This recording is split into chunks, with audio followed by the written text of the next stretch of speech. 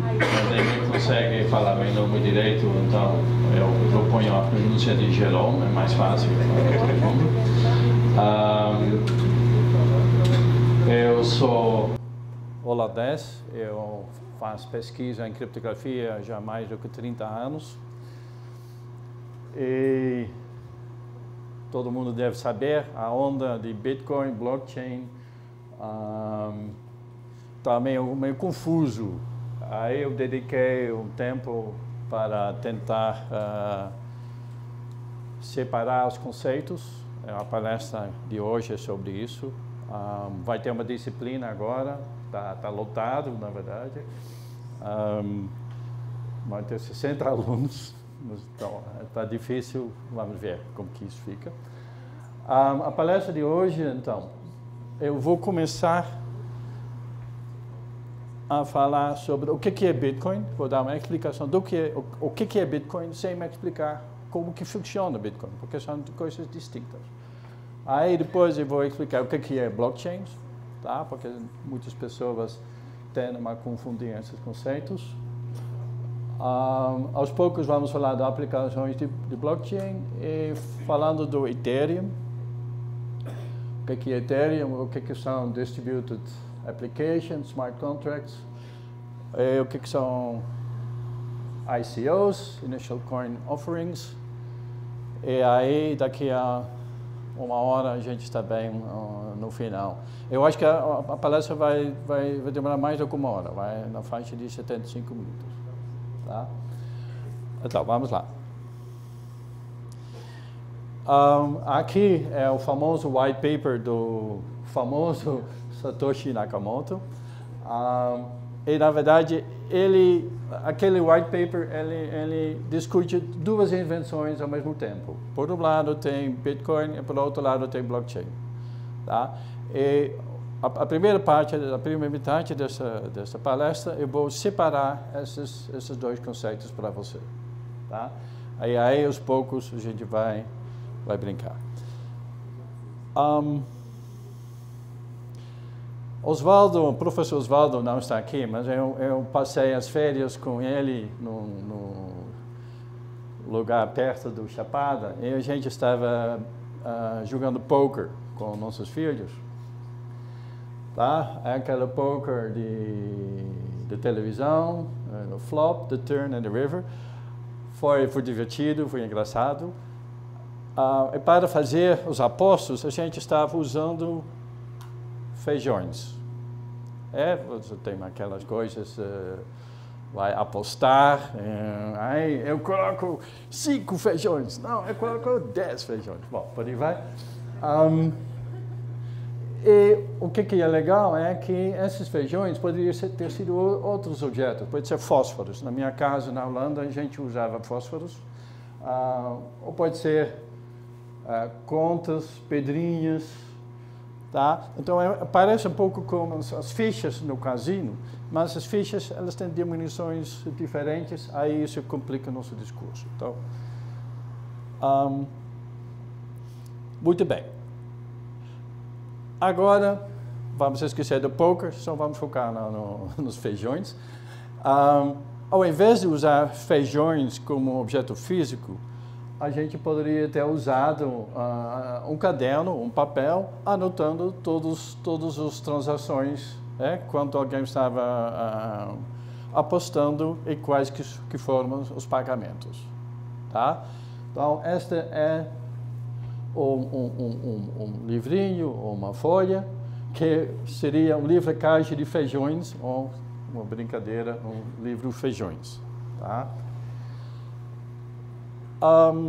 Aliás, tem um ponto que, para manter a analogia com Bitcoin, este livro feijão, ele não mantém o saldo, ele só mantém a história de todas as transações. Tá? E para calcular o saldo de cada um, você teria que fazer a conta a partir de zero. Tá? Muito bem.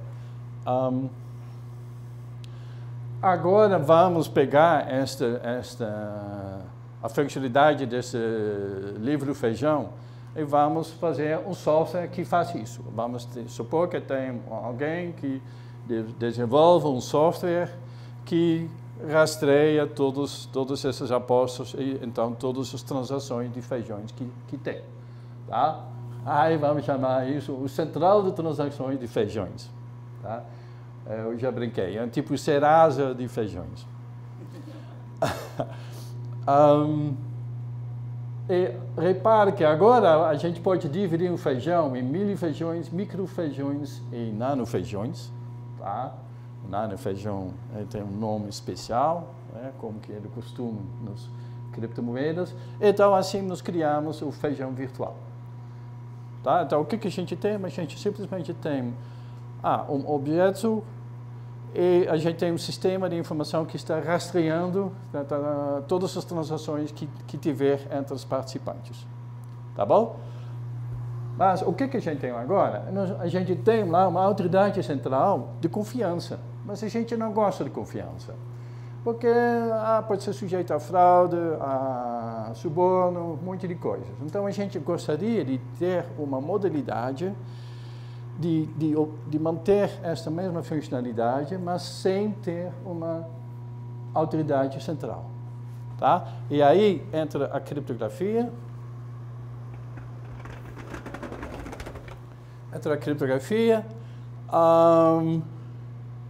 Ao invés de ter uma autoridade central de transações, a gente vai ter uma rede peer-to-peer com centenas ou milhares de mini validadores de transações de feijões.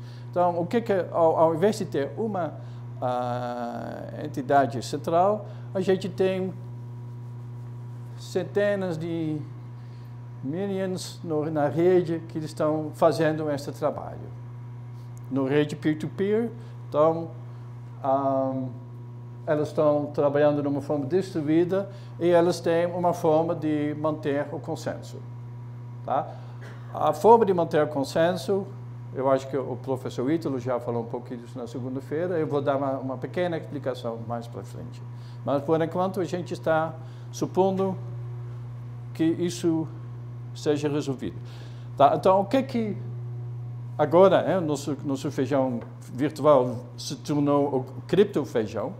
Tá? Então, o que a criptografia garante para a nossa criptofeijão? Ele garante a integridade de todas as transações. Tá? Então, se tiver uma transação, essa transação está cadastrada, não vai ser perdida. A autenticidade das transações provenientes das partes. Tá? Então, se não fossem feijões, mas outras coisas mais importantes, você quer ter certeza da autenticidade de quem começa essa transação, e aí a gente usa assinaturas digitais para garantir isso. Tá? Existe também um controle sobre a quantidade total dos criptofeijões. Tá? Pode ser fechado ou pode ser crescendo seguindo determinadas regras. Você tem um pouco de confusão no caso do Bitcoin. O Bitcoin não é tão anônimo quanto as pessoas dizem. Você consegue rastrear quem mandou qual dinheiro de qual conta para outra conta. Só que você não tem certeza quem é dono dessa conta. É como se você tivesse e-mails de nome de fantasia de Yahoo ou Gmail. Tá? Você sabe os e-mails são provenientes da mesma conta, mas você não necessariamente sabe quem está por trás daquela conta. Isso é chamado de pseudonimidade. A criptografia também garante o consenso entre esses mini validadores. Tá? E até, a gente vai falar mais para frente disso também, existe um pagamento, uma pequena taxa para os mini validadores para o trabalho de validação que eles estão fazendo. Eles estão mantendo o serviço no ar, provendo todos esses aspectos. Tá? E aí, no caso de Bitcoin, existe um mecanismo para dar uma taxa e, na verdade, esse é o famoso mineração. Tá? Bom, então eu fiz eu posso fazer este mini feijão, questão de 3 dias. Eu vou baixar as coisas da internet, eu posso criar um mini feijão, o cripto feijão, para todo mundo aqui. Será que é um grande sucesso? Não sei tanto, tá? Se você faz a comparação entre Bitcoin e meu cripto feijão, não existe diferença nenhuma entre as duas coisas, conceitualmente, tá? Como meu cripto feijão não tem valor intrínseco, meu Bitcoin não tem, perdão, meu cripto feijão não tem, o Bitcoin também não tem, tá? Ganhou valor principalmente porque o desenvolvedor principal do Silk Road, tá? O que era? O Silk Road é uma coisa do Dark Web, onde que você podia comprar armas e drogas e não sei o que, principalmente nos Estados Unidos. E esse sistema, esse mercado, usava Bitcoin. Todas as transações naquela época, 2013, a gente está falando, foram feitas pelo Bitcoin. E desta forma, os criminosos estavam se pagando em Bitcoin. E, bom, assim que o Bitcoin ganhou o valor. Mas, de novo, o Bitcoin em si não tem valor nenhum. Tá? Então, o Bitcoin não é dinheiro, mas é um objeto de troca. Eu vou explicar isso mais para frente, um pouco mais ainda. Tá? E na Holanda, o Bitcoin é tratado, na verdade, como um metal precioso. Tudo bem. Então, esta essencialmente é o Bitcoin. Então, agora eu vou falar da outra parte. Qual que é a blockchain? E para começar a falar do blockchain, primeiro eu vou falar de um cartório convencional. O que você tem no cartório convencional? É um carimbador. Tem alguém que está carimbando documentos. Tá? No cartório convencional, normalmente é só a data. Se você vai pensar no cartório digital, vai ser data e hora e tem uma assinatura do tabelião. Tá? Então, já aqui, o que você precisaria para colocar um cartório online? Você vai ter um carimbo de tempo documentos, então tem uma questão de data e hora, e você precisa de uma assinatura, e para a assinatura você precisa duas primitivas criptográficas, ou uma função de hash e criptografia com chave pública. Então, tem duas transparências a respeito. Aqui é uma função de hash, eu acho que todo mundo aqui deve saber. Se você muda um caractere, um bit da entrada, a saída desta função hash é completamente bagunçada, completamente diferente. Tá? Esta é a propriedade principal. Bom, não é só isso, você quer evitar que o que é chamado colisão, ou seja, deve ser impossível encontrar dois documentos ou dois arquivos cujo valor hash é idêntico. Tá? Esta é a função de hash que é collision free. Muita gente conhece talvez MD5, tá? MD5 não é mais seguro, já falo 20 anos que MD5 não é seguro, mas as pessoas continuam usando o MD5, tá? Se você está usando o MD5, você tem que tirar isso amanhã, tá? MD5 é quebradíssimo, não tem nenhuma segurança, tá? Então vai no mínimo para SHA-1 ou para SHA-256 ou coisas assim.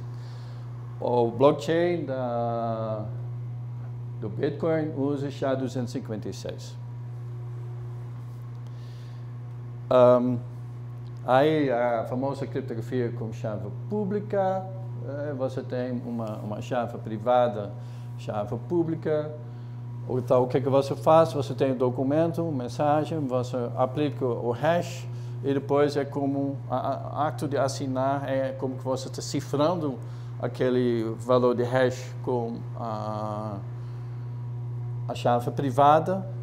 Aí isso é a assinatura e aí depois coloque isso junto ao documento. E quem recebe o documento, ele aplica o hash, decifra aquela assinatura e vê se bate. Tá? Então, essa é essencialmente como que é a assinatura digital.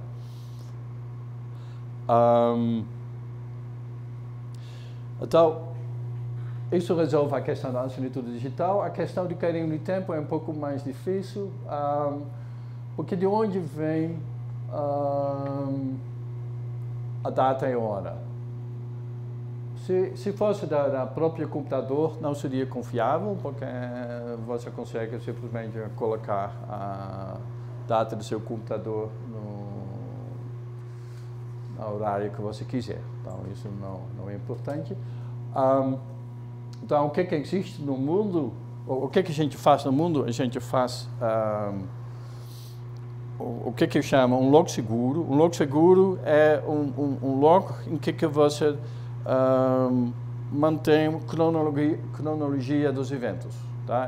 É um log sequencial, tá? E até então, no caso do ICP Brasil, certificados digitais, existem autoridades de carimbo de tempo que elas mantêm um log seguro e elas têm o relógio delas está sincronizado com o Observatório Nacional, que mantém o horário legal do Brasil. E aí você manda o hash para um documento e elas devolvem, então, carimbo de tempo assinado digitalmente por eles, e elas também colocam no log para mais confiabilidade. Está aqui, não. Bom, eu esqueci, desculpa. Tá tudo aqui, lindo, lindo. Mas então, é o que eu acabei de falar. Tem o hash, manda para o Timestamping Authority, ele faz tudo, faz a assinatura digital e devolve para o solicitante. Então, como que fica esta cadeia de hash? É o seguinte, o que você faz quando você cria uma nova entrada, por exemplo, a entrada N, você tem os novos dados, mas você também vai incluir o hash de todos da entrada anterior. Tá? E desta forma, você vai fazer um log cadeado. A grande vantagem disso é que se alguém agora tenta manipular o log, ele vai quebrar a integridade, porque se você tira uma linha disso, o hash não vai bater. Está entendendo? Então, você tem um log que, onde qualquer modificação será detectada. Agora, imagine aquele arquivo log, o serviço de log seguro. Você imagina uma coisa na internet, peer-to-peer, distribuído, completamente transparente. Essencialmente, isso é o blockchain. Tá? Tem muito pirotécnica sobre o que é blockchain, mas na verdade não é mais complicado do que isso. É um log seguro, mas é um log seguro que não fica num servidor só, e que fica distribuído entre centenas ou milhares de servidores. Então, isso funciona na internet, é peer-to-peer, é distribuído e é completamente transparente.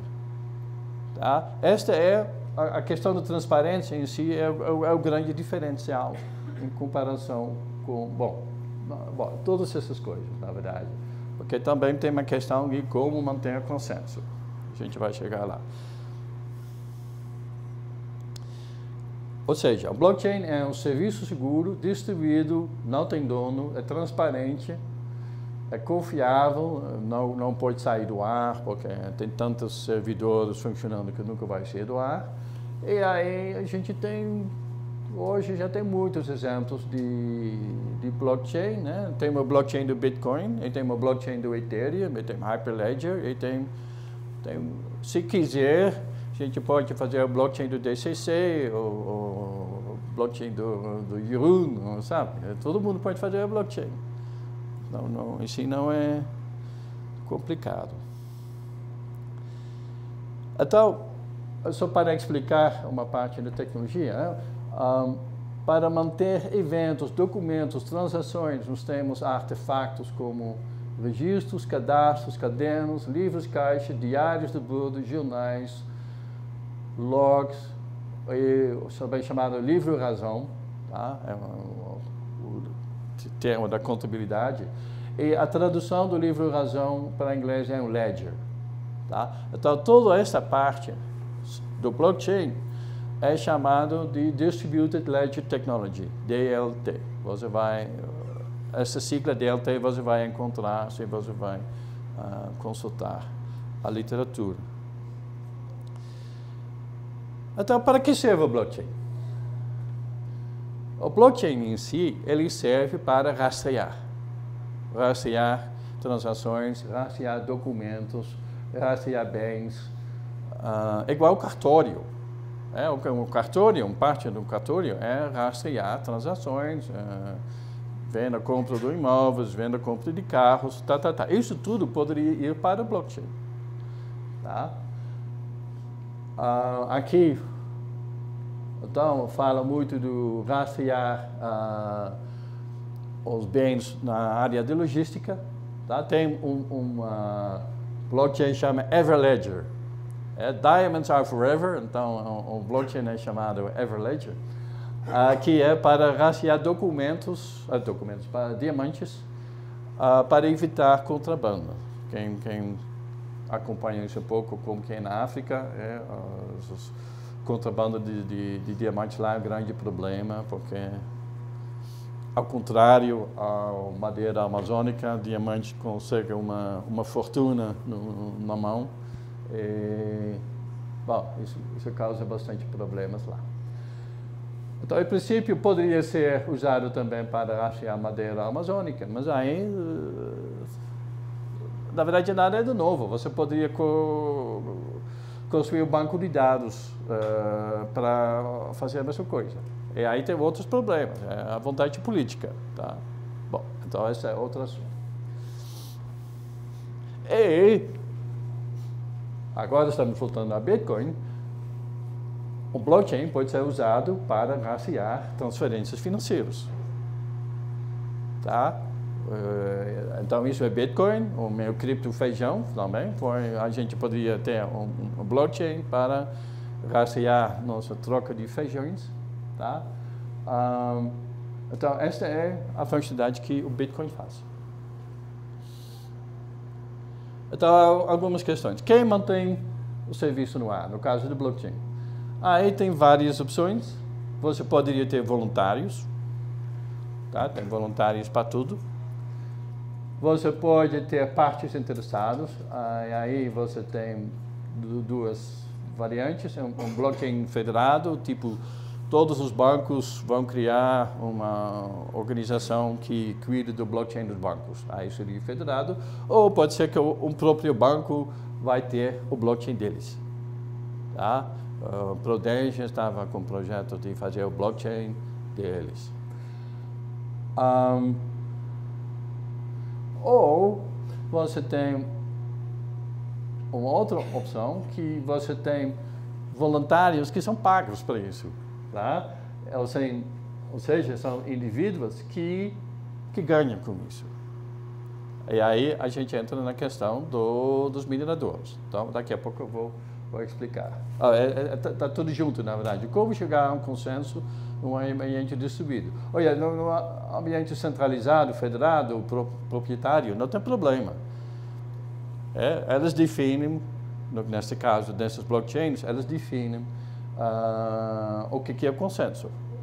A dificuldade é se você tem rede peer-to-peer com pessoas no Brasil e Japão, como que você mantém o consenso?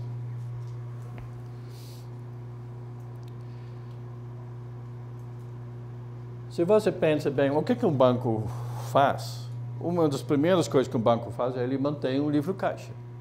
Se você transfere dinheiro de sua conta para seu filho, você tem lá o número de conta, você tem um valor associado a cada conta e você tem aquela transferência. Aí temos o exemplo que aqui subtrai 51 créditos de conta 1, adiciona 50 créditos à conta 2 e o custo dessa transação é 1 crédito. Tá? Eu coloquei isso porque na hora de 2%, e vocês vão ver daqui a pouco no vídeo que estima-se que o custo dos bancos no mundo total é de 2% de todo o PIB do mundo inteiro, que é na faixa de não sei quantos trilhões. Tá? Então, qual que é a ideia? A Bitcoin, ele implementa um banco virtual, tá? Onde não tem mais um banco físico, mas a gente tem um blockchain lá. Bom, então chegamos lá. O que é diferente no Bitcoin é que o número de conta não é dado para você. Você mesmo, todo mundo aqui pode criar uma conta no Bitcoin. Tá? Porque o espaço de possíveis contas é tão grande que a probabilidade que eu e você escolhem o mesmo número de conta é completamente desprezível. Tá? Tem esse site aqui, eu recomendo fazer desta forma. Aqui é o site que é então betadress.org, que é implementado em JavaScript. Tá? É código-fonte aberto, você consegue verificar e você pode rodar isso no seu computador, mesmo desconectado da internet, desta forma evitando o vírus do computador. Tá? E aí você vai esses pontinhos para dar a impressão de aleatoriedade. Mas então, enquanto você está lá, você está vendo lá, os valores ficam mudando, até que ele diz que tem aleatoriedade suficiente, e aí você poderia escolher chave privada e chave pública. Tá? Porque, na verdade, uma conta no Bitcoin é anônimo, é chave privada e chave pública. A chave pública é o número público da sua conta, a chave privada é o que você usa para autorizar transações. Tá? Então, o resultado está aqui, à esquerda é o que você pode divulgar, à direita é o que você tem que manter em sigilo. Tá? Já tem um caso, alguns anos atrás, um jornalista estava mostrando isso na televisão americana. Ele tinha comprado por $20 em Bitcoin. Aí alguém da televisão pegou e roubou o dinheiro na hora. Tá? Então, tem que tomar cuidado com esta. A gente vai falar disso. Então, complementando, tem o número de conta, tem o valor associado a cada conta. Mas é como que eu falei, ninguém mantém o saldo das contas. O saldo é deduzido do histórico de todas as transações. Tá? E isso, às vezes, é pesado. Se você vai ter que baixar Bitcoin hoje, aí você tem que caçar não sei quantos megabytes de data e não sei quantas horas ele vai ter que calcular para achar o saldo das contas. Bitcoin é legal, mas eficiente não é, tá? Aí a gente tem transferência entre contas. Conta 1 recebeu 75 Bitcoins. Isso foi no passado, ele tem comprovante disso, tá? Desta, ele repassa 50 Bitcoins para a conta 2. O troco, 25 Bitcoins, volta para a conta 1. O custo desta transação é supostamente 0, tá? E esta então seria uma transação definida por o dono da conta A. Então ele usa a chave privada dele para assinar isso, submeter ao sistema como uma transação a ser processada pelo blockchain, para ser incorporado no blockchain. Tá bom? Antes de continuar, eu quero mostrar um pequeno vídeo sobre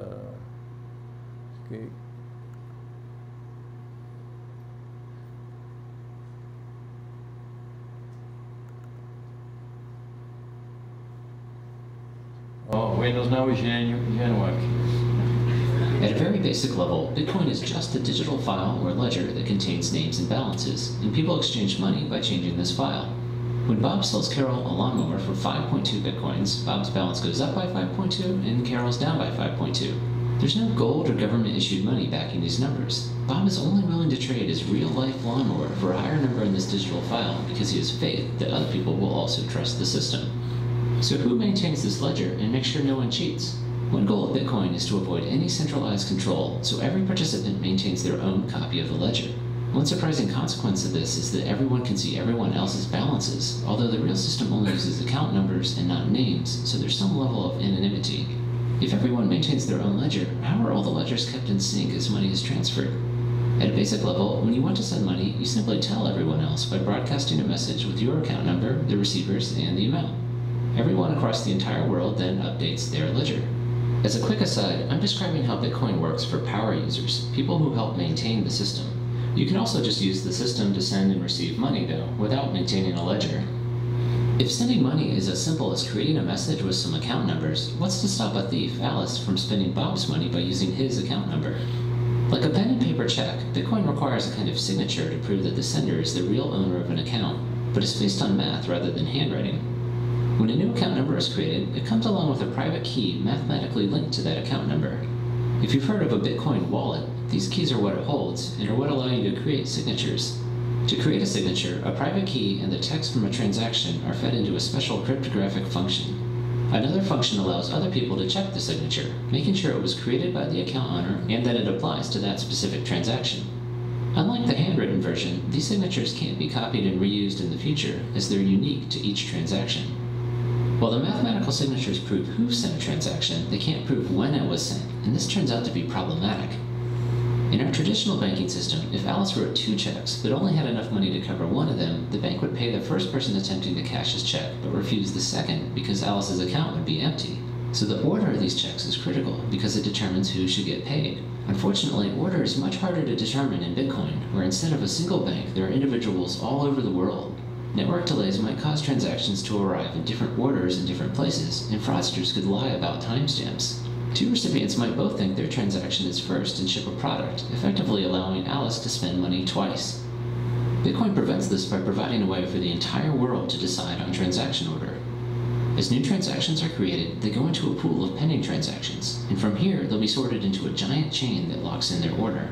To select which transaction is next, a kind of mathematical lottery is held. Participants select a pending transaction of their choice and begin trying to solve a special problem that will link it to the end of the chain. The first person to find a solution wins and gets to have their transaction selected as next in the chain. So what's this linking problem? It's based on a special function called a cryptographic hash. As scary as this sounds, it just mixes up its inputs and spits out a number, but it's special because it's irreversible. There's no easy way to start with an output and then find an input that generates it other than by making lots of guesses. And this is literally what people are doing in Bitcoin, feeding this function random numbers until the output meets certain criteria. Besides a random guess, you also input a transaction from the pending pool and chain, which is where the linking part comes in. So the lottery provides a way for the entire world to decide which transaction is next, but the math behind it also helps ensure everyone agrees about past transactions too. Suppose you're joining the network for the first time and request a copy of the transaction chain to get caught up, but receive several different versions. Which one should you trust? Ideally, you would trust the one that the majority of people are using, but determining this on the internet is difficult. What would stop a single person from voting millions of times? Bitcoin prevents this by requiring people to solve math problems to vote. This causes each vote to have a cost in computing power, making it unlikely that a single person or group could ever afford to outvote or outcompute the majority of users. The transaction ordering process described before actually provides the voting system. Part of the input to the linking problem is a transaction from the end of a chain, so each guess is effectively a vote for that chain. But how are all the votes tallying? Because the cryptographic hash function has well-defined statistical properties, you can look at any given answer and estimate how many guesses it took to find it, just like estimating how many coin flips it would take to get 100 heads in a row. So the links in a chain not only put transactions in order, but also act as an effective vote tally, making it easy to see which chain most people are using. Finally, how does money get created? Every time someone wins the lottery to pick the next transaction in the chain, new bitcoins are created out of thin air and awarded to their account. Solving these problems is commonly called mining, as this is how money enters the system, but the main purpose of the math is to make sure everyone's ledgers agree. The math simply provides a convenient way to randomly distribute money into the world. In fact, sometime around 2140, no more money will be created, and participants will only be paid from fees added onto transactions. I hope this gives you a quick sense for how Bitcoin works. If you'd like a more detailed summary, check out my 22-minute video, How Bitcoin Works Under the Hood. Tem mais um vídeo do mesmo autor que é de 22 minutos, que eu recomendo muito.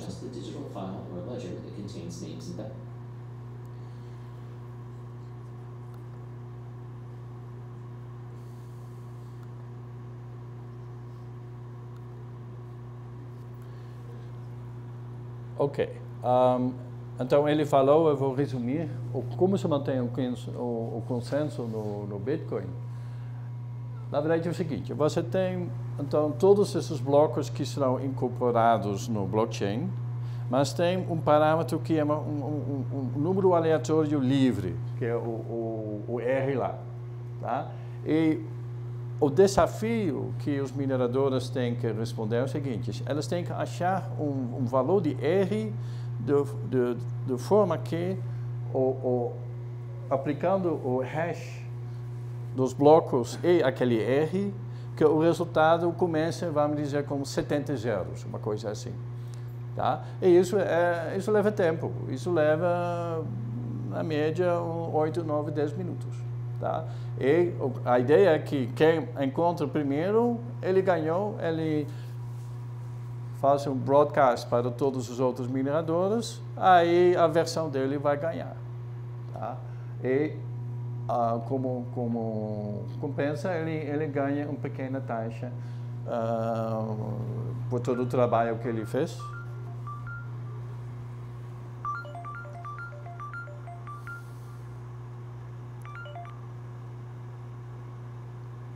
Desculpa, eu devo ter desligado.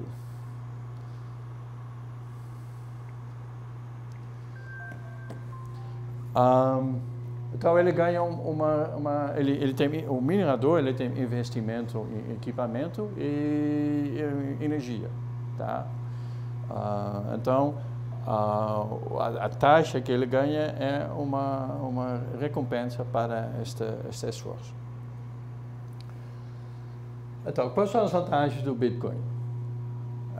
A ideia é eliminar os bancos, tá? Então, não tem banco, não tem governo, não tem pode ter redução do custo e impossibilita qualquer politicagem por governos, tá? Os anarquistas que querem promover a criptografia, eles focam muito nesse aspecto. Bom, outra vantagem é altamente acessível, qualquer pessoa com um smartphone pode entrar a usar, somente criar uma chave pública, chave privada, transferências entre contas é quase de graça, tá?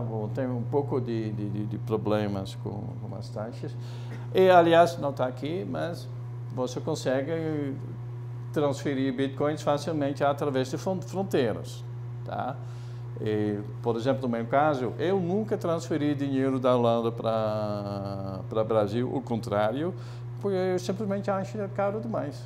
Eu não vou pagar tipo $60 para transferir 3 mil, 4 mil reais. Não faz sentido, entendeu? Então, neste nicho, o Bitcoin tem grandes vantagens. Mas a vantagem também é desvantagem. Tá? Não tem banco,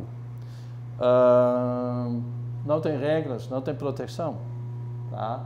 Em particular, o próprio usuário ele é responsável por sua própria segurança. Aqui tem exemplos dessas wallets. Na verdade, aquela página antes é tipo de wallet também. Se você simplesmente imprime, você tem um wallet no formato de papel, que é chamado cold wallet, ou esses aqui são cold, e você tem aqueles dispositivos que ficam online, que são chamados de hot wallets. Agora, o hot wallet já tem casos de hacking, então é complicado. Ou também pode terceirizar esse trabalho. Então, existe casa de câmbios. Casa de câmbio em que você pode pagar reais e você vai ganhar Bitcoin. Tá? Essas mesmas casas de câmbio muitas vezes também funcionam como corretor. Ou seja, elas que guardam a chave privada para você. Tá? Um grande foi o Mt. Gox no Japão, mas quebrou porque a segurança delas era uma piada e isso causou quase $500 bilhão de prejuízo nos valores de então. Ouvi falar de brasileiro que tinha 200 bitcoins lá. Bom, esses 200 bitcoins naquela época valia pouco, mas hoje é uma fortuna. Então ele não ficou feliz com o prejuízo do Mt. Gox. Bom, a questão da anonimidade eu já expliquei, não é anonimidade, mas é pseudonimidade. E o Bitcoin em particular é meio lento. Tá? Cada transação é 10 minutos e, na verdade, para ter certeza de não vai ter bifurcação e que a sua transação fica anulada, você tem que esperar mais uns 6 transações, aí você perdeu 1 hora. Bom, dependendo do que você está querendo, isso pode ser completamente inaceitável. Você não vai gastar comprar um café e demorar 1 hora para... Então tem muitas alternativas hoje, até tem uma bifurcação do Bitcoin, do Litecoin, tem um monte lá. O Bitcoin é dinheiro? É uma pergunta que eu fiquei muito pensando se é dinheiro, se é não. Até entrei numa conversa com o Nassif, porque o Nassif diz que Bitcoin é crime contra a economia popular, mas eu não concordo com ele. Eu vou explicar o que é.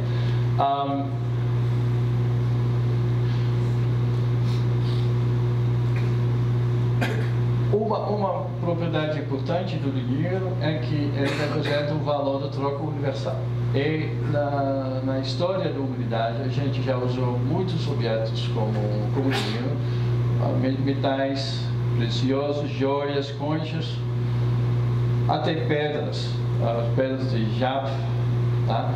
E tem videozinho sobre isso, porque existe uma analogia interessante entre o caso dos Jap e o Bitcoin.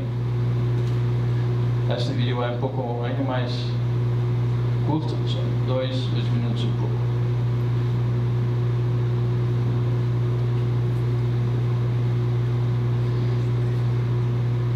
To understand blockchain, let's go back to 500 AD on the island of Yap, located in what is now Micronesia. The Yapese people had stones like this everywhere. This is a Yapese coin. It was their money. It's about 200 kilos, so spending these like modern coins, that posed a bit of a problem. Well, the Yapese solved this by not ever physically moving the coins. The coins were placed in very visible locations on their tiny island. Every adult Yapese knew who the owner of each coin was by memory. When two people wanted to transact, they would announce the change in ownership to the other Yapese, who would all update their knowledge of whom the coin belonged to. Voila, the coin was exchanged. The Yapese were using what we would call a distributed ledger. It's a ledger in that each Yapese had a mental record of the ownership of all coins, and they would mentally update that ledger anytime there was a transaction. It's distributed in that the ledger wasn't just known by one person, it was known by all people. Now, the Yapese could have asked one person to keep track of the mental ledger of coins. That person would have to be really trustworthy in terms of both honesty and administration skills. The monopoly that person would have on transaction activity might lead them to charge a fee or make rules for who and when one can transact. And problems would arise if that person fell ill, decided to leave, or if their integrity was compromised in some way. That central person would be a bank. Distributed ledgers perform many bank-like functions without requiring trust in a central entity. In the Yapese example, a person can't tamper with the ledger and claim ownership of a stone that doesn't belong to him, lest all the Yapese come forward and contradict his claim based on their knowledge of the ledger, so fraudulent transactions aren't likely. Also, if one particular member of the tribe isn't available or moves away, thereby losing a copy of the ledger, transactions can still be validated by the other Yapese, so the system is fault-resistant. Perhaps most interesting is what happens if a coin gets destroyed or lost. In one instance, a large stone fell overboard on the way back from the island where they quarry the stone.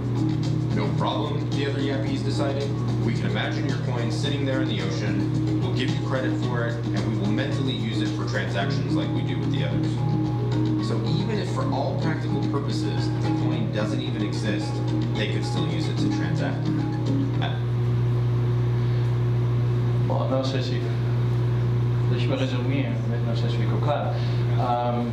Então, este povo, eles tinham essas pedras e... Essas pedras, obviamente, eram pesadas demais para trocar, mas eram simplesmente protocolos para decidir, olha, esta parte da pedra é do João, esta parte da pedra é do Pedro, esta parte é da Maria, sabe? E houve consensos sobre quem era dono de qual pedra. Até uma vez caiu uma pedra na água durante o transporte. Ah, não tem problema. A gente sabe que essa pedra está lá, então a gente incorpora essa pedra no nosso esquema de dinheiro. Tá? Então, de certo modo, existe uma comparação forte entre essa questão de pedras e o Bitcoin. E, aliás, isso é um videozinho, mas esse caso é documentado. Você vai encontrar facilmente na internet.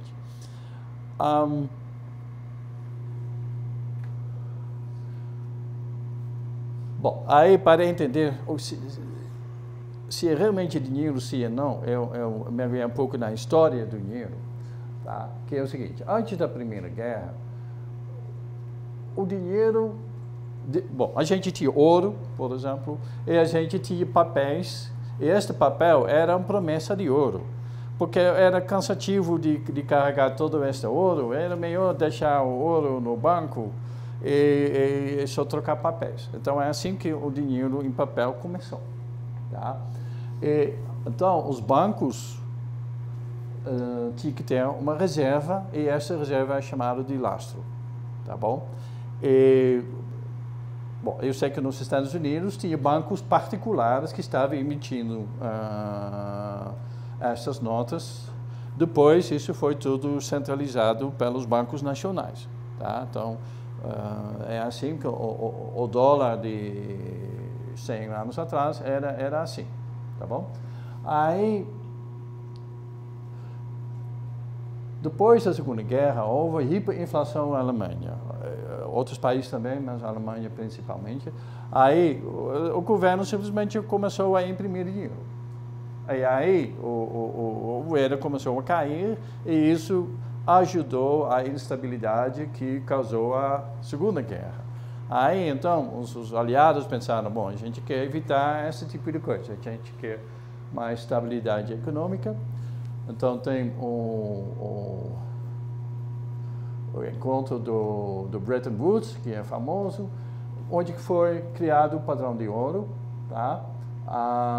E o padrão de ouro era assim, que todas as moedas ficaram tipo 5% a mais ou a menos, mas dentro de uma faixa relativo ao dólar, e o dólar estava amarrado com proporção fixa ao ouro. Tá? E aí foi também quando o IMF foi criado. Aí, essa era insustentável, guerra de Vietnã, essas coisas. O dólar começou a desvalorizar, então esta amarração fixa ao ouro não era mais sustentável. Então, em 71, o Nixon acabou com isso e, na verdade, foi decidido da seguinte maneira, que o dinheiro era o chamado fiat money. Fiat money é simplesmente dizer, olha, esta nota que é emitida pelo governo brasileiro vale R$1. Tá? É assim. Qual que é o laço agora? É a riqueza do Brasil, os minérios, o PIB. Esta aqui é considerado o laço e o mercado decide como que isso fica. Tá? Pelos economistas, o critério para ser dinheiro é que você tem estabilidade. Você compra dinheiro, tem dinheiro hoje e daqui a 5 anos o dinheiro ainda tem valor. Como a volatilidade do Bitcoin não é dinheiro. Tá? Bom, não é. Já em 2013, a Holanda decidiu que Bitcoin tem que ser tratado como um metal precioso. Tá? Então, legalmente na Holanda é como ouro, prata, e quem determina o valor do Bitcoin é o mercado. Bom, todo mundo está sabendo das flutuações do Bitcoin nos últimos 6 meses. Quando eu comecei a dar essas palestras, o Bitcoin estava em tipo de 2 ou 3 mil dólares, aí foi para 20. E agora está 10, 11 nesses dias. Tá? Como começou o Bitcoin? Bom, o nome que consta no white paper é Satoshi Nakamoto.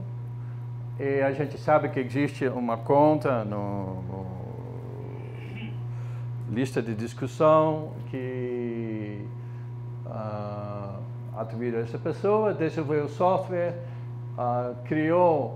houve uma transação Genesis, criando 50 Bitcoin em 2009. Ele depois gastou muito tempo fazendo mineração, minerou quase 1 milhão de Bitcoin e de repente desapareceu. Ele transferiu a responsabilidade para outro desenvolvedor e desapareceu. Aí, porque todo mundo está de olho desses milhões de bitcoins, mas tem até suspeita que ele nunca vai querer sacar esse dinheiro, esse valor em dinheiro, porque ele poderia ser sujeito a zilhões de processos, também por essa coisa do Silk Road, essa parte é legal, que talvez ele nem vai querer ficar com esse dinheiro. Se você assiste, eu não sei quem tem Netflix aqui, mas tem um documentário muito bom no Netflix, eu recomendo para todo mundo assistir, chama Banking on Bitcoin. E lá fica muito claro que elas acham que o Nick Szabo é provavelmente o autor. Também o primeiro colocado na página da Wikipedia, eu acho plausível, pelo que eu vi. Tá?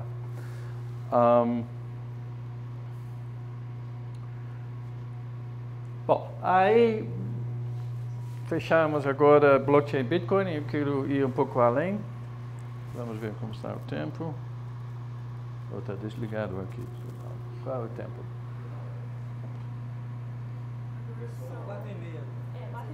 Tá, mais uns 15, 20 minutos, tá? Eu quero falar um pouco sobre Ethereum, porque o blockchain e Bitcoin é legal, mas Ethereum é muito mais interessante do que Bitcoin.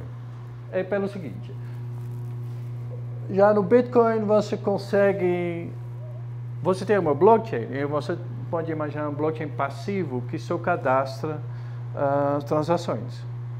Mas você tem um computador, você tem a hora confiável, então você pode fazer coisas bem mais inteligentes. Tá? Então o Bitcoin, o blockchain do Bitcoin, ele permite a execução de scripts, mas essa linguagem é limitada. Tá? Agora vamos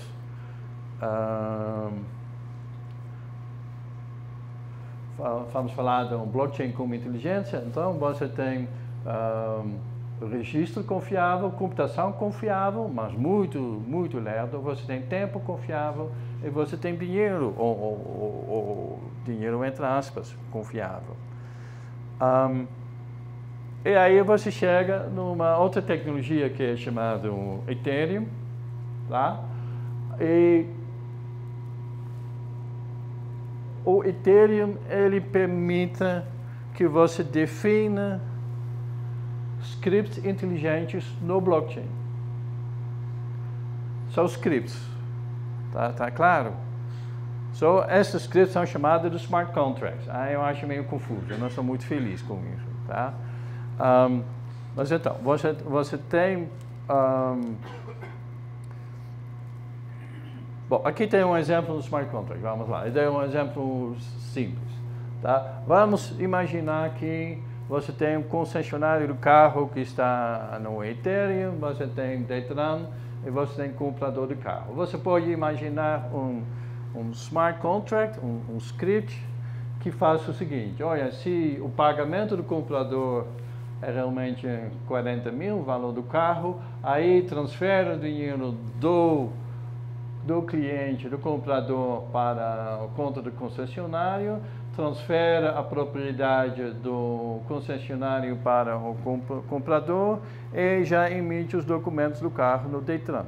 E você poderia imaginar que isso seja um script que está executado em cima do blockchain do Ethereum. Está claro? Então, esta é a grande novidade que Ethereum está nos trazendo.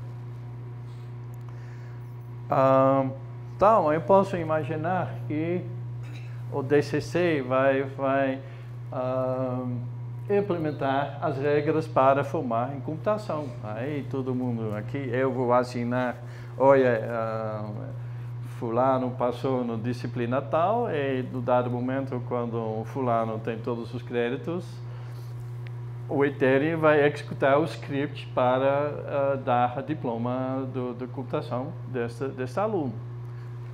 Seria o futuro, tá? Daqui a não sei quantas décadas. Aí você pode imaginar que isso pode ser implementado em bancos ou seguros, talvez implementar processos do governo,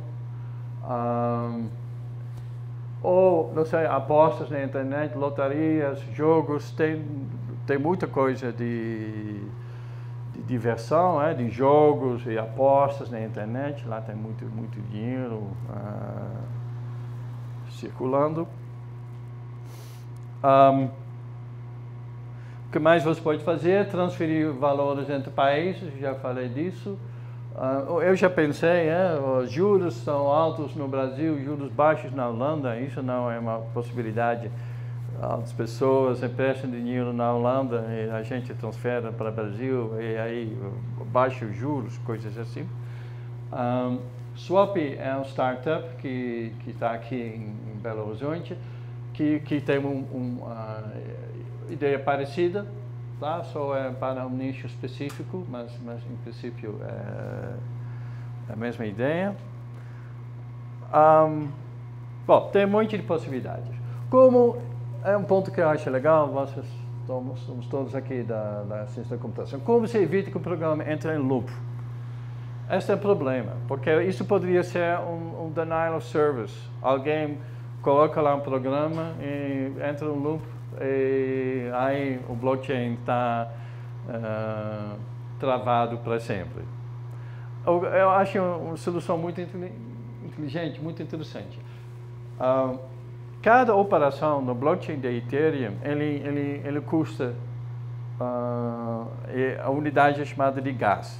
Tá? Então, custa algumas unidades de gás. E antes, ao despachar o processo tem que falar qual é o máximo de gás que este processo, este smart contract, vai custar. E se ele atinge o limite, para o processo, o gás é perdido, mas a operação é desfeita. Ou seja, é melhor pagar o suficiente, porque senão você simplesmente está gastando gás à toa.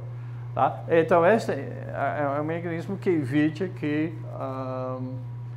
um programa entre no loop infinito.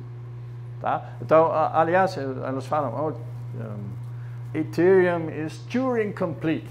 A Turing complete é só essa parte que ele pode executar qualquer programa se quiser. Tá? Como que é? Eu acho que porque o Ethereum em si ele tem um loop, tá? Mas você limite através do gas, limite o tempo total. Enquanto a linguagem do Bitcoin é mais restrita. O Bitcoin, a linguagem é mais simples e nem é possível definir um programa que entre em loop. Tá? Então essa é uma distinção. Aqui algumas frases, mas se você vai pensar sobre isso, é profundo, sabe? O que é Ethereum? Não é mais um blockchain. É como se você tem um computador nas nuvens, mas é um computador que é transparente, que é distribuído, que não para, que não tem censura. Tá? É forte. Isso, eu acho que a gente ainda não está entendendo quais poderiam ser as implicações disso. Tá? Então, como tem Java Virtual Machine, a gente tem Ethereum Virtual Machine, é uma linguagem de stack, e ele pode, então, executar esses scripts. Ainda tem Solidity, por exemplo, é uma linguagem de mais alto nível que é compilado para esta Ethereum Virtual Machine. Tá? E dessa forma é executado. Como começou o Ethereum? Bom, o Vitalik Buterin, ele é canadense, de origem russa, eu acho. Ele participou do Bitcoin, mas não gostou, aí começou a ter essas ideias. Foi financiado através do crowdfunding. Então, o dinheiro obtido foi usado para desenvolver toda essa plataforma, todo esse software. Começou em julho de 2015 e os investidores eles foram pagos em Ether. Tá? Essa foi a troca que foi feita no caso do Ethereum.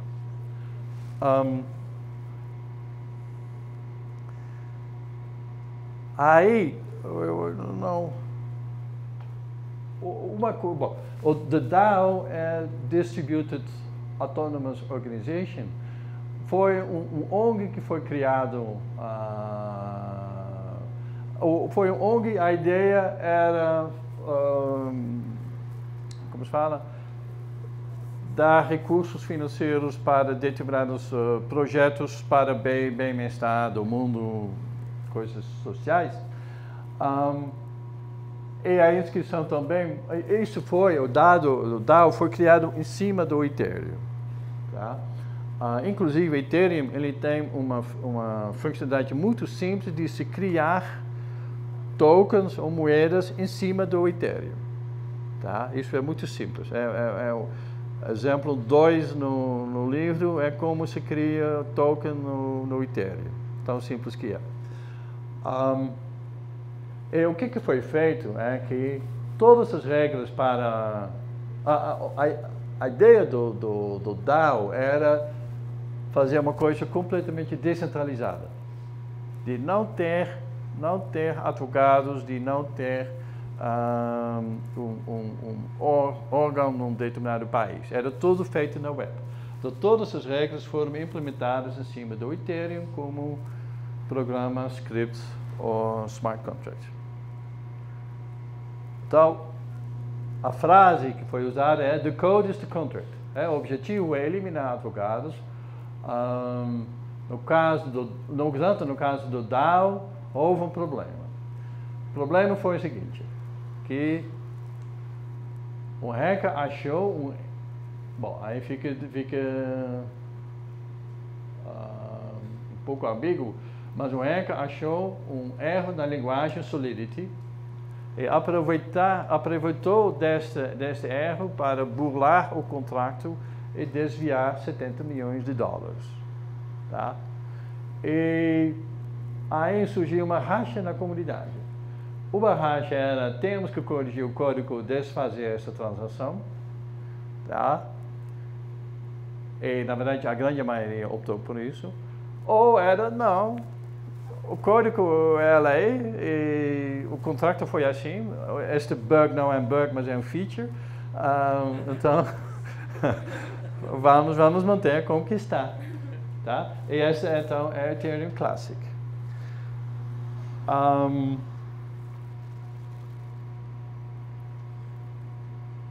Então, tanto o Ethereum quanto o DAO, ele foi feito através do crowdfunding. E aí isso virou moda, chama ICO, Initial Coin Offering. É uma trocadilha na palavra IPO, Initial Public Offering, é quando você tem ações de uma empresa, você tem o seu Facebook ainda com 3 donos, aí você quer ter capital, então você vai fazer ações e vai lá, fica na Bovespa. Hoje os ICOs estão na moda, tá? Aqui está escrito que tem no mínimo 1 por semana, eu diria que hoje tem pelo menos 2 ou 3 por semana. Mas não é sem risco. Tá? Aqui tem um exemplo que elas colocaram lá número de conta para depositar o dinheiro, mas isso foi hackeado, então você estava depositando o dinheiro na conta do hacker e não do órgão que estava por trás. E simplesmente tem fraude, pessoas que estão fingindo que tem um ICO e depois levam dinheiro e vão para, não sei, uma ilha tropical e fica lá pelo resto da vida. Tá? Então, é tudo muito, muito interessante, mas não é sem risco. Então, esta palestra é também em novembro. Nesta época tinha 868 criptomoedas. Ontem tem 1.518 criptomoedas. Esta é do site CoinMarketCap. Talvez tenha mais. Estas são todas que são listadas pela CoinMarketCap. Aqui tem, então isso foi de ontem, o valor era este valor aqui, o volume total é esta lá, e multiplica o valor pelo volume de bitcoins, aí você tem o total de market capitalization que o Bitcoin tem.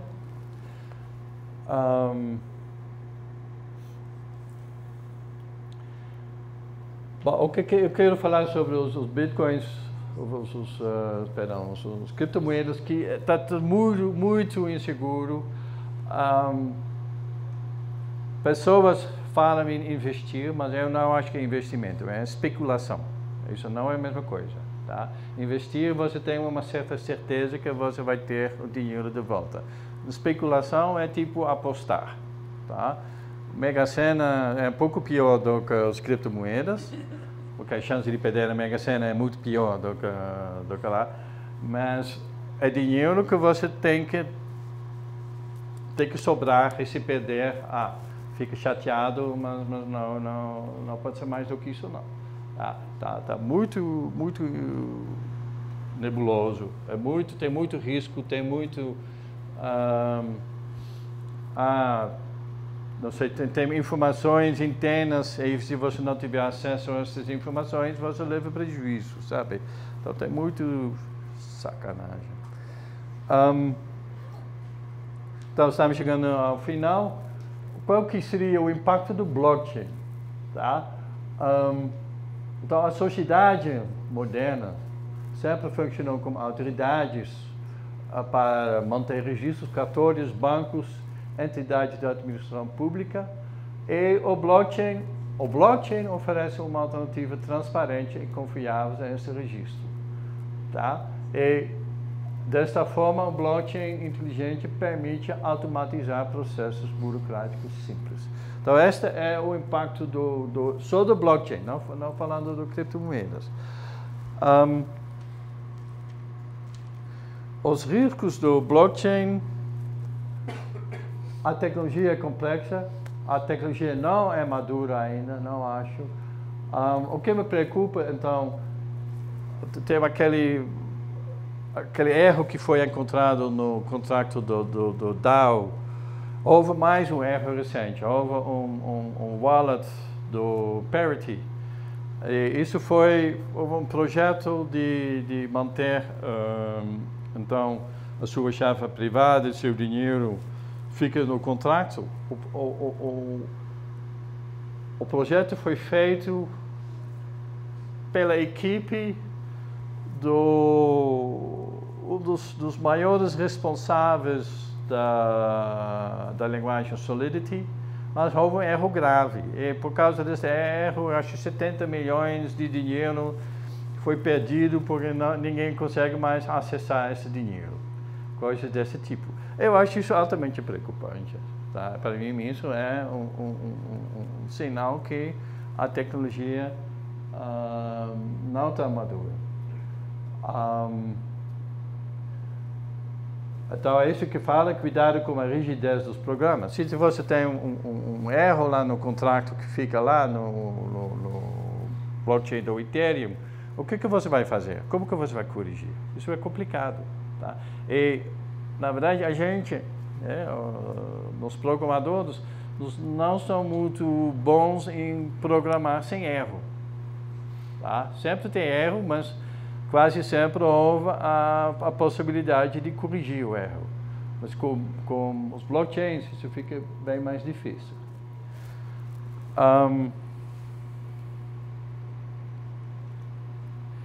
Bom, antes, tem uma coisa que não está aqui, que eu só reparei isso um mês atrás, mais ou menos, que uma coisa que mudou é que antes a criptografia era só criptografia.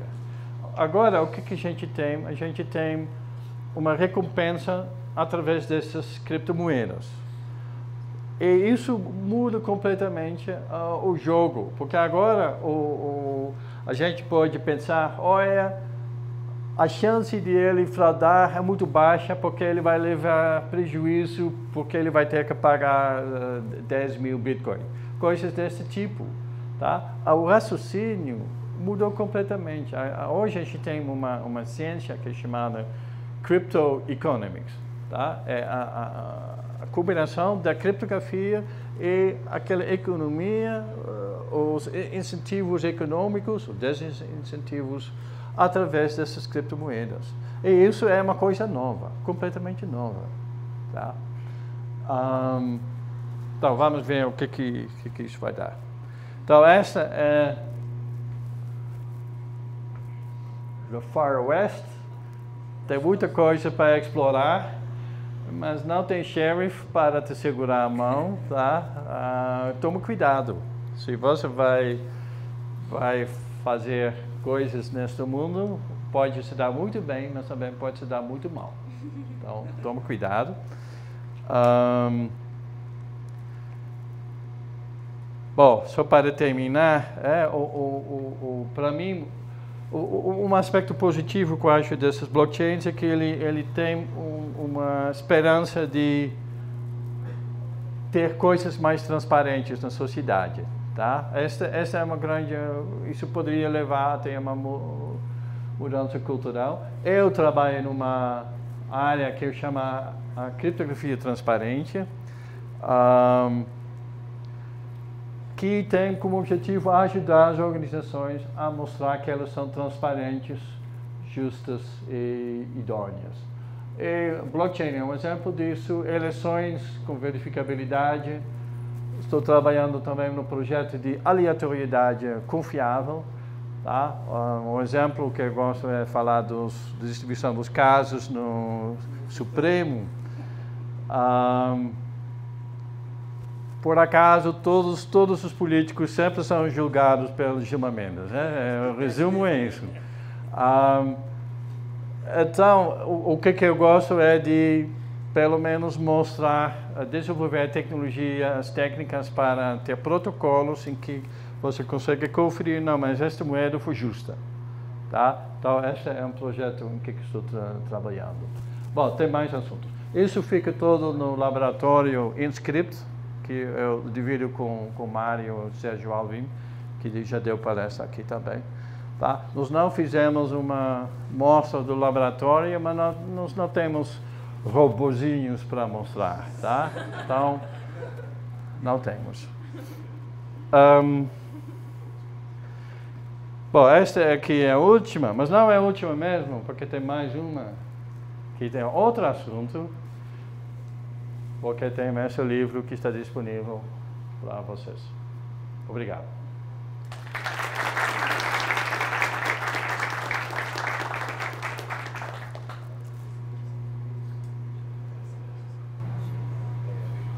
Pessoal, agradecendo ao Ierun, excelente palestra aí, né? E acho que, como é a última, eu não estou muito preocupado com o tempo, não. Então, se vocês quiserem fazer algumas perguntas, né? Se você estiver disponível, claro. Alguém quer fazer alguma pergunta? Eu vi a mão dele primeiro, depois eu vejo você. Nossa, eu vou descer então.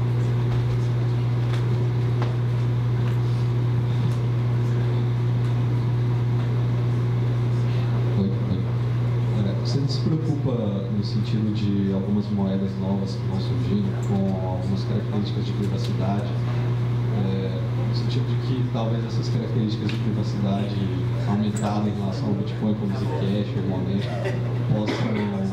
possam ser assim, meio de fazer coisas ruins, crimes, etc. Assim, e de forma que ninguém descubra de fato, assim, nem consiga fazer aquilo que você falou de verificar exatamente para qual carteira estão indo várias transações?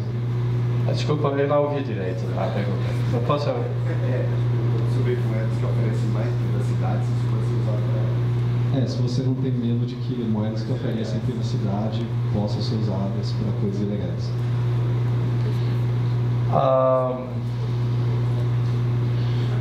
É uma escolha, na verdade. A tecnologia existe para aumentar a privacidade, mas tem muitos interesses políticos que são em conflito. Então, uma parte da privacidade, uma parte da discussão sobre a privacidade hoje não é técnica, é política. Tá? E, em particular, uma moeda que eu vou discutir na minha disciplina é o Zcash, o Zero Cash, de todas lá essas provas Zero Knowledge, que eu amo, porque isso faz parte da minha pesquisa de 30 anos atrás. Tem, mas aí entra toda essa conversa, porque também não podemos negar a privacidade, muitas vezes ajuda também os criminosos e outras pessoas que não prejudicam a sociedade. Então, como lidar com isso? Como achar esse equilíbrio? Não é fácil.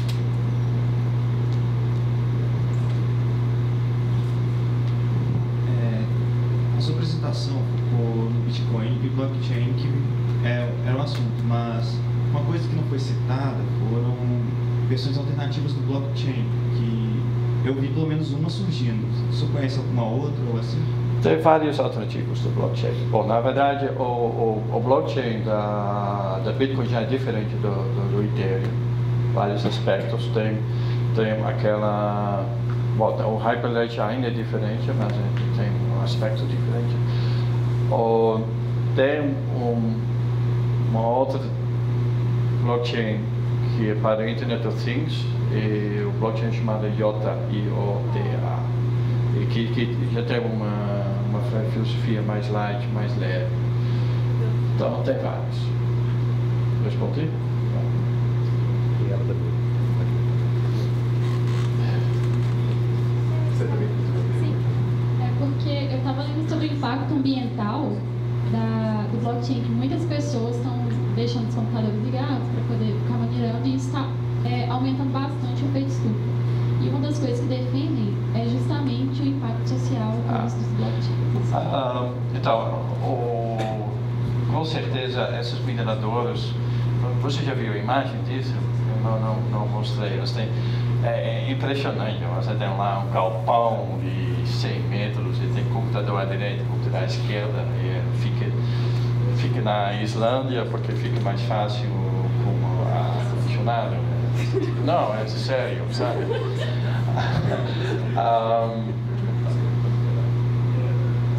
Então tem duas coisas que eu quero comentar. Primeiro, todo mundo reclama muito sobre Bitcoin, mas ninguém reclama sobre o ar-condicionado dos bancos.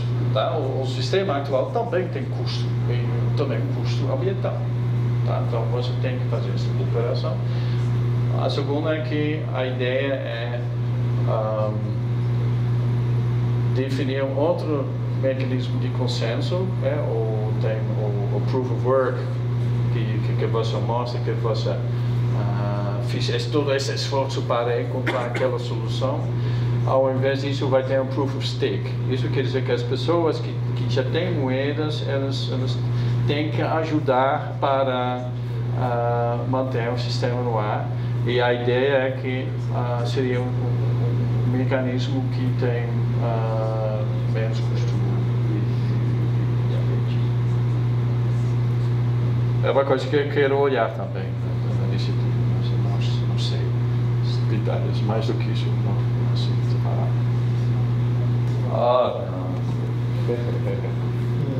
Bacana palestra. Deixa eu perguntar uma coisa, quer dizer, que porcentagem do PIB mundial já circula nas criptomoedas? E se é insignificante, todo mundo. Digamos não, mas é insignificante. Todo mundo, tem uma coisa, quando eu li a questão sobre se Bitcoin é dinheiro, eu li o relatório do Banco Central Europeu. Elas nem estão preocupadas com Bitcoin em si, porque é tão pouco dinheiro que não consegue derrubar nada, sabe? O que estão preocupados mais são os próprios bancos. E talvez eles estão preocupados por causa da lavagem de dinheiro. Porque no momento em que isso generalizar um pouco, eu imagino que transações em Bitcoin escapam taxações. Bom, o único ponto em que o governo... Vai virar, digamos, o paraíso daqueles que reclamam do 27,5% que você paga de imposto. Já pensou se você cria uma situação que permite ao barter, quer dizer, você ter pagamento de serviços e compra de mercadoria sem usar moeda tradicional que diz qualquer traço, portanto você fica à margem de qualquer cobrança. Sempre tem que lembrar o seguinte: você pode ter muito bitcoins, mas hoje você não gasta bitcoin com nada, quase nada. Então, se você quer aproveitar desse dinheiro, você vai ter que trocar esses bitcoins para dólares, para reais, para euro. E esse é sempre um ponto em que as autoridades têm um certo poder. Mas na hora que essas transações são generalizadas em bitcoins, em moedas virtuais, dólar, euros, não me interessa. Tá. Mas eu posso pagar a escola. Hoje a situação não é assim. Seguro saúde, Bitcoin à margem de qualquer transação. Eu acho que os governos nunca vão deixar isso acontecer. O G20 já começa a falar agora sobre lavagem de dinheiro. Eu acho que eles vão frear. De uma forma ou outra, vão frear as criptomoedas. Ok, obrigado. Obrigado, professor Guilherme.